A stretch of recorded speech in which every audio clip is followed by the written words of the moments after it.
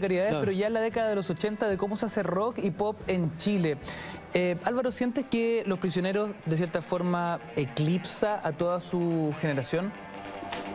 La va eclipsando con el tiempo, a medida que van dándose a conocer, a medida que van transformándose en la voz de los sin voz.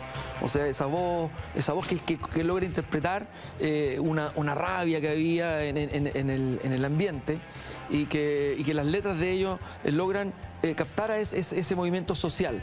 Porque en general el movimiento pop, y esto dicho por el propio Jorge González, o sea, él cuando empieza a componer sus canciones y arma la banda, es con el propósito de hacer bailar a la gente, o sea, de entretener. Nunca, te iba a decir exactamente eso mismo, es súper valioso. Justamente lo tenía en el tintero porque es algo que comenta el propio Jorge a propósito de que ¿dónde era el lugar donde esas canciones podían sonar? En una discoteca. Y él tiene la conciencia plena, tal como tú comentas, de que cuando él dice cuál es la clave de por qué mis canciones son tan populares, yo como fan de Los Prisioneros pensé el mensaje.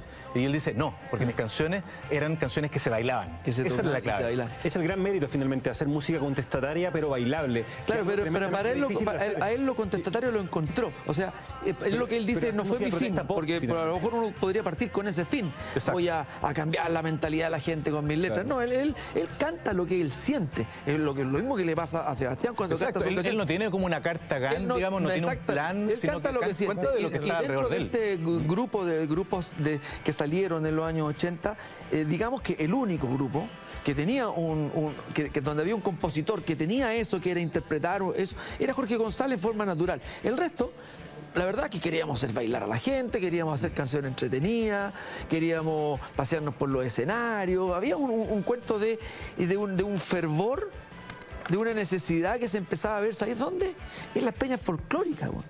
Porque los lugares donde nosotros íbamos a actuar al principio, el año hablando 84, 85, cuando uno decía qué tipo de eventos habían para actuar. Claro. Los colegios organizaban peñas folclóricas a las 4 de la tarde, claro, para juntar fondos, que era el equivalente al bingo que hacen ahora. Las kermes. Y en esas, claro, y esas peñas folclóricas generalmente estaban los lana con la guitarra, que era así le llamábamos nosotros los lana, qué sé yo.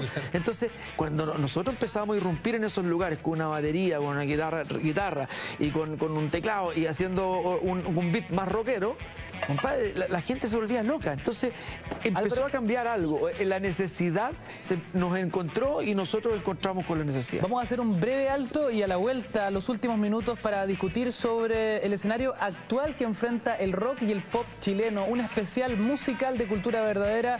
Vamos y volvemos.